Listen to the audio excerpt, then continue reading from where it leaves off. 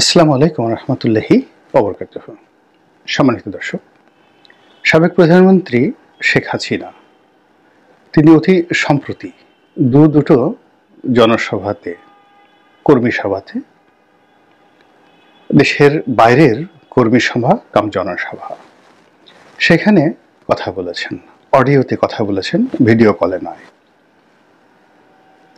এবং এটি ভারতের যারা তাকে আশ্রয় দিয়েছে তাদের গ্রিন সিগন্যালেই তিনি এই কথাগুলো বলেছেন, এতে কোনো সন্দেহ নেই। এবং তার এই কথাগুলো আমি দুটো ভাষণ দেখলাম, একটি তিনি লন্ডনে দিয়েছেন এবং আরেকটি তিনি দিয়েছেন নিউ ইয়র্কে বাংলাদেশের সঙ্গে একটি আলোচনাতে। তো এই দুটো ভাষণের যে বক্তব্য, সেই বক্তব্যের মধ্যে আগামী দিনে বাংলাদেশের রাজনীতি নিয়ে, বাংলাদেশ নিয়ে আওয়ামী লীগের পরিকল্পনা কি, শেখ হাসিনার পরিকল্পনা কি, এটি বেশ স্পষ্ট। ইতিমধ্যে বাংলাদেশে অনেকগুলো ঘটনা ঘটে গেছে। আপনারা জানেন যে জয় বাংলা স্লোগান অফিসিয়ালি এটিকে জয় বাংলা করে দেয়া হয়েছে। এর বাইরে যেটি হলো আগামীতে আওয়ামী লীগের রাজনীতি নিষিদ্ধ করা, এটার প্রক্রিয়া সম্ভবত খুব দ্রুত শুরু হয়ে যাবে। জানুয়ারি না হলেও অন্তত ফেব্রুয়ারি মাসের দিকে এটা শুরু হয়ে যাবে। এবং ওসিলা হিসেবে তারা এই শেখ হাসিনার যে বক্তৃতা এবং বিবৃতি, তার সঙ্গে সঙ্গে আওয়ামী লীগ নেতাদের, বিশেষ করে যারা বিদেশে গেছেন, তাদের যে কর্মকাণ্ড, সেই কর্মকাণ্ডকে ওসিলা হিসেবে ব্যবহার করে ছাত্রলীগ যেভাবে নিষিদ্ধ করা হয়েছে, আওয়ামী লীগকে নিষিদ্ধ করার জন্য সরকার সেদিকে এগোবে, এই গেল শঙ্কা। এবং আওয়ামী লীগ এবং ভারত তারা উভয়ই এই জিনিসটি জানে। এই জিনিসটি জানার কারণে তারা কি করছে, এখানে শেখ হাসিনাকে দিয়ে এমন কতগুলো কাজ তারা করাতে যাচ্ছে, এমন কতগুলো কর্মকাণ্ড তারা ঘটাতে যাচ্ছে, যা কিনা অনেকের জন্য অশনীয় সংকেত, আওয়ামী লীগের জন্য, সরকারের জন্য, আমাদের সকলের জন্য।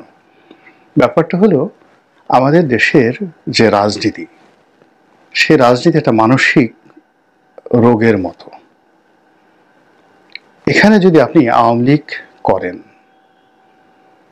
কোনো অবস্থাতেই বিএনপির মঙ্গল আপনি দেখতে পারবেন না, আপনার চোখে ধরা পড়বে না। যদি আপনার চোখে বেগম খালেদা জিয়া, তারেক রহমান সাহেবের ভালো কিছু, জিয়াউর রহমান সাহেবের ভালো কিছু পড়ে যায়, নজরে পড়ে যায়, এবং আপনি যদি ওটা মনে করেন যে এটা রিয়েলি ভালো, আমাদের প্রচলিত রাজনীতির ধারণা আপনি আওয়ামী লীগ করেন না। সেকেন্ডলি, আপনি যদি আওয়ামী লীগ করেন না করেন, বিএনপি করেন, একই অবস্থা। আপনি বঙ্গবন্ধু, শেখ হাসিনা, আওয়ামী লীগ এদের সম্পর্কে কোনো ভালো কথা বলতে পারবেন না, চিন্তা করতে পারবেন, ওদের সব খারাপ। এই প্রবৃত্তি আপনার মধ্যে যতক্ষণ একেবারে কনক্রিট অবস্থায় থাকবে, হোমোজিনিয়াস অবস্থায় থাকবে, একটু খোঁচা দিলেই আপনি ভেঙে যাবেন, কিন্তু মস্কাবেন না।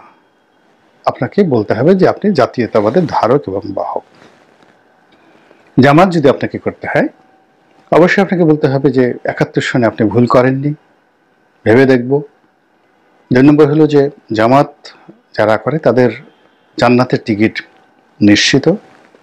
জামাত যারা করে তারা সবাই সৎ, এবং তারা শাসন ক্ষমতায় সৎ লোকের শাসন প্রতিষ্ঠিত করতে পারবে। জামাতের বাইরে যারা আছে এদের সবাই বাতিল ফেকরার।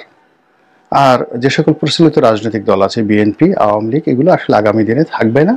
একসময় জামাতি রাজত্বই প্রতিষ্ঠিত হবে, এবং জামাতের হাত দিয়েই এই বাংলাদেশের সকল উন্নয়ন সম্ভব। এই কথাগুলো মনে প্রাণে আপনি বিশ্বাস করবেন, এবং বিশ্বাস করে দেশ জাতির গঠনে জামাতের নেতাদেরকে আপনি শক্তিশালী করবেন। আর সেই কাজে আপনার একটা উপার্জনের অংশ আপনি জামাতি ফান্ডে জমা দিবেন। তাহলে আপনি জামাতের রোকন, জামাতের নেতা, জামাতের কর্মী, জামাতের একজন ভালো একনিষ্ঠ কর্মী হতে পারবেন। কিন্তু আপনি যদি বিবেককে সচল রাখেন, এবং প্রকৃতির যে অপরূপ দৃশ্য আল্লাহ রাব্বুল আলামিন আপনাকে দেখার সুযোগ দিয়েছে, আপনি সকালে সূর্যোদয় দেখছেন, বিকেলে সূর্যাস্ত দেখছেন, আপনি মশা মাছি যেভাবে দেখছেন, প্রজাপতি আপনি দেখছেন, সপ্ত রং, সূর্যের যে ৭টি রং, রংধনু আপনার চোখে যেভাবে ধরা পড়ে। এইভাবে যদি আপনি রাজনৈতিক দলগুলোর ভুল এবং ত্রুটি দেখার চেষ্টা করেন, তখন এই যে আমাদের রাজনৈতিক দলগুলোর যে কনজারভেটিভনেস, তারা বলবে যে এই লোকটি পাগল হয়ে গেছে, এই লোকটি বদ্ধ উন্মাদ, এই লোকটির কোনো ধান্দা আছে, এ ভালো লোক না, এ সকালে এক কথা বলে, বিকালে এক কথা বলে, এক সময় এর প্রশংসা করে আর এক সময় ওর যাকে বলা হয় বদনাম করে, এর কোনো চরিত্র নেই। তো এইরকম যে একটা কৃষ্টি এবং কালচার, সেই কালচারের কারণে কি হলো, শেখ হাসিনার যে বক্তব্য দিচ্ছেন সেই বক্তব্যের মধ্যে আপনি কোনো পরিবর্তন লক্ষ্য করবেন না। এর কারণ হলো তিনি যদি বলেন যে 2014 সনের নির্বাচনটা আমাদের ভুল হয়েছিল, তারপরে 2018 সনের নির্বাচনটা অন্যায় হয়েছিল, 24 সনেরটা গুনাহ হয়েছিল, তিনি যদি বলেন যে আমার পরিবারে যারা লোকজন যাদের বিরুদ্ধে অর্থ লোপাটের শেখ পরিবারের লোকজন এই কাজ করেছে, আমি জানতাম কিন্তু আমি নিয়ন্ত্রণ করতে পারিনি, আমি ক্ষমা চাই। তিনি যদি বলতেন যে আমার সংগঠন ছাত্রলীগ যুবলীগ তাদের বিরুদ্ধে বিস্তর অভিযোগ ছিল, স্বাধীন বাংলাদেশে তাদের বিচার হোক, আমি সহযোগিতা করব, বিশ্বাস করেন এই কথাগুলো বলার সঙ্গে সঙ্গে আওয়ামী লীগ নামক যে দলটি ছিন্ন বিচ্ছিন্ন খণ্ড বিখণ্ড হয়ে যাবে, মুহূর্তের মধ্যে অস্তিত্ব শেষ হয়ে যাবে। এই কারণ হলো এই কালচারটা বাংলাদেশে নেই, কোনো দলে নেই। এরপরে কি হলো, বিএনপি বা আওয়ামী লীগের যে অন্যান্য বিরুদ্ধ পক্ষ রয়েছে, তারাও 10 হাতে বলবে হায় হায় হায়, এই কথা বলেছে, তারা নিজের মুখে স্বীকার করেছে অপকর্ম করেছে, বিচার করো, এখন বিচার করো, তাদেরকে শুলে চড়াও। প্রত্যেকটা লক্ষ্য রেখে শেখ হাসিনা নিজের মুখে তার ভুলগুলো স্বীকার করেছেন। তো এই কারণে কি হলো, শেখ হাসিনা তার যে চিরাচরিত বক্তব্য যেটি তিনি 1981 সনে দিয়েছেন, তারপর 2001 সনে দিয়েছেন, 1991-তে দিয়েছেন, 10 বছর পর পর 2021 সনে দিয়েছেন, 2024 সনে এসে একই বক্তব্য তিনি বারবার দিয়ে যাচ্ছেন। এবং সেই বক্তব্য শুনে অবাক হয়ে যাবেন যে আমাকে একদিন জনাব ওবায়দুল কাদের সাহেব বলতেছিলেন, মানে শুধু আমাকে না, একেবারে বলতে গেলে আমরা নোয়াখালীর একটা যে সম্মেলন, আওয়ামী লীগের সম্মেলন হলো, সেই সম্মেলনে প্রথম যেবার একরামুল করিম চৌধুরী সেক্রেটারি নির্বাচিত হলেন 2005 বা 2006 সনে, তো তখন ওবায়দুল কাদের আব্দুল জলিল সাহেবের সঙ্গে আমিও গিয়েছিলাম সেখানে। তো মঞ্চে সেখানে ছিলাম। তো সেখান থেকে নেত্রী যেভাবে চেয়েছিলেন, তিনি চাননি যে একরামুল করিম সেখানে সেক্রেটারি হোক বা সভাপতি হোক প্রফেসর হানিফ, নোয়াখালী প্রফেসর হানিফ, কিন্তু আমরা গিয়ে দেখি যে বিনা প্রতিদ্বন্দ্বিতায় হানিফ সাহেব হয়ে গেছেন। আর নেত্রী যে প্রার্থী ছিল সেক্রেটারি প্রার্থী, সেই প্রার্থীও একরামুল করিম চৌধুরীর কাছে হারলো। একরামুল করিম চৌধুরী তখন সাবির হোসেন চৌধুরীর প্রার্থী ছিলেন। তো যাই হোক, অনেকগুলো খেলাধুলা ওখানে চলছে। তো যখন ওবায়দুল কাদের সাহেব, তারপরে আব্দুল জলিল সাহেব তাদেরকে শেখ হাসিনা পাঠিয়েছিলেন যে কোনো কারণভাবে হোক তার প্রার্থীকে ওখান থেকে যেন সম্মেলনের মাধ্যমে বিজয়ী করে আনা হয়, নোয়াখালী জেলা আওয়ামী লীগের সভাপতি এবং সেক্রেটারিকে। কিন্তু আমরা নোয়াখালী পৌঁছানোর আগেই সভাপতি বিনা প্রতিদ্বন্দ্বিতা হয়ে গেল, আর সেক্রেটারি ভোটে দিলাম। সে দেখা গেল প্রধানমন্ত্রী শেখ হাসিনার, তৎকালীন তার প্রধানমন্ত্রী না তিনি বিরোধী দলীয় নেত্রী, তার প্রার্থী পেল 55 না 57টা ভোট, আর একরামুল করিম পেল প্রায় 400-র মতো ভোট। তো আমরা সবাই খুব হতাশ যে নেত্রীর কাছে গিয়ে মুখ দেখাবো কিভাবে, কথা বলবো কিভাবে। তো সার্কিট হাউসে আমরা বসে আছি, খাবার দাবার আয়োজন হচ্ছে, সবাই যারা ঢাকা থেকে গেছি মুখ গম্ভীর, 100-150 নেতাকর্মী দাঁড়ানো। তো তারা খুব উল্লসিত, কিন্তু আমরা যারা ঢাকা থেকে 6-7 জন গিয়েছি নেত্রীর লোক, তারা সবাই খুব অপমানিত। তো কেউ ওবায়দুল কাদের সাহেব ওই দিনই নোয়াখালীতে গেলেন প্রায় দীর্ঘ 3-4 বছর পরে। সেই 2001 সনে ক্ষমতা হারানোর পরে তিনি আর যাননি। তো তাকে কেউ টিপ্পনি কাটার চেষ্টা করছিলেন, শেখ হাসিনার দালাল ইত্যাদি ইত্যাদি ইত্যাদি। তো তিনি তখন বললেন যে দেখো, তোমরা যা বলো তা আমি কি বুঝি না? আমি শেখ হাসিনার দালালি করি এবং শেখ হাসিনার দালাল। শেখ হাসিনার দালালি না করলে আমার পদপদবি 1 মিনিট থাকবে না এবং তোমরা আমাকে কিছুই করতে পারবে না। আর এই যে দেখো, তোমরা আমাকে পছন্দ করো না, কিন্তু আমার সামনে দাঁড়িয়ে আছো। এই যে আমি শেখ হাসিনা দালালি করছি, এই জন্য দাঁড়িয়ে আছো। আমি যদি দালালি বাদ দিই, তোমরা কিন্তু আমাকে এখানে ঢুকতেও দেবে না। তো এই কথা শুনে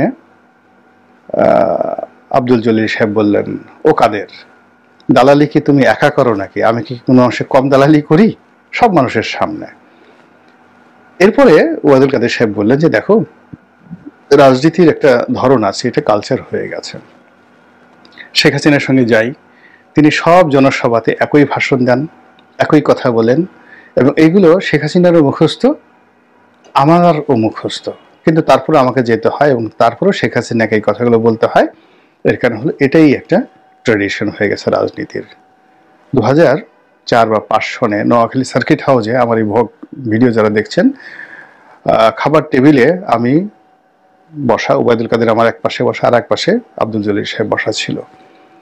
একরামুল করিম সাহেব তখন সেখানে আসেননি, মানে ওখানকার পরিস্থিতিতে। আর ওই যে বেঙ্গল গ্রুপের মোর্শেদ সাহেব, তারা তখন আওয়ামী লীগে যোগদান করেনি, চেষ্টা করছেন জলিল সাহেবের সঙ্গে ঘোরাফেরা করে নেতা হওয়ার জন্য।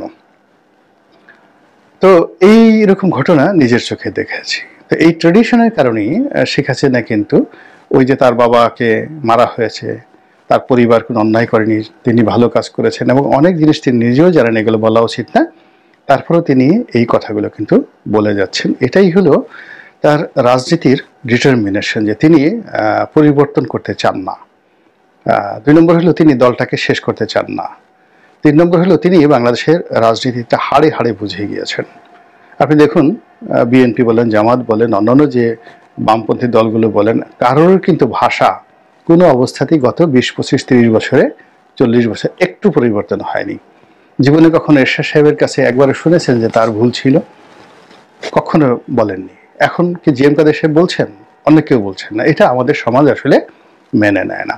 ফলে শেখ হাসিনার যারা বিরুদ্ধ পক্ষ, তারা তাকে গালাগালি করছেন, ধুয়ে দিচ্ছেন, কোনো অনুশোচনা নেই, এই আগের মতোই আছে, এত বড় নির্লজ্জ, বেহায়া হয় কি করে, এ সকল কথাবার্তা বলছেন। এটা কিন্তু আওয়ামী লীগের লোকের জন্য prize, it's a mark. Sheikh হাসিনার জন্য এসছে মেডেল। তার প্রতিপক্ষ তাকে যত গালাগালি করবে, যত ধুয়ে দেবে, তত তার গুরুত্ব বাড়তে থাকবে, ইম্পর্টেন্সই বাড়তে থাকবে। মানে এই যে সে ভাষণ দিচ্ছেন এবং তার একরোখা কথাগুলো বলছেন। এবং দেখেন, আমেরিকার রাজনীতিতে এই ধারাটা চলে আসছে। Why Donald Trump is famous. তিনি এক নাগারে মিথ্যা বলে যাচ্ছেন, কম্পিউটার বলে দিচ্ছে যে তুমি এ যাবৎ 3,33,000 মিথ্যা কথা বলেছো, তারপর তিনি মিথ্যা কথা বলে যাচ্ছেন, ছাড়ছেন, এবং জনগণ তাকে ভোট দিয়ে দিল। তো শেখ হাসিনা তো আসলে বিএনপির ভোট চান না, তিনি আওয়ামী লীগের ভোট চান।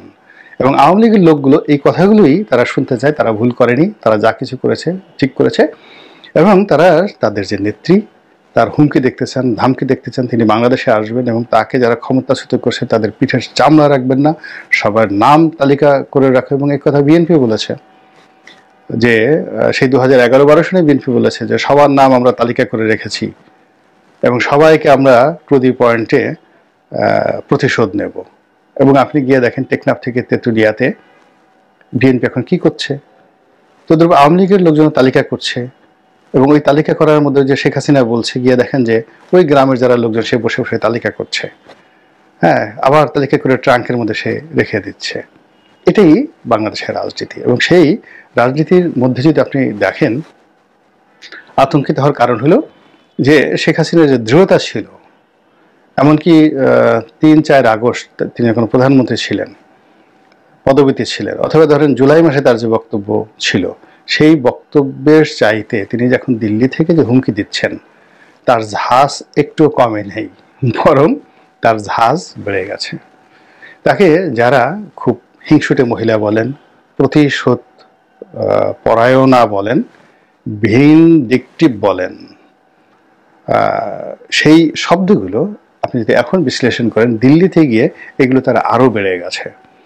তিনি যেভাবে প্রতিশোধ নেওয়ার প্রতিজ্ঞা করেছিলেন তার বিগত দিনগুলোতে, সেই তার যে প্রতিশোধ স্পৃহা, আপনার কি মনে হয় কমেছে?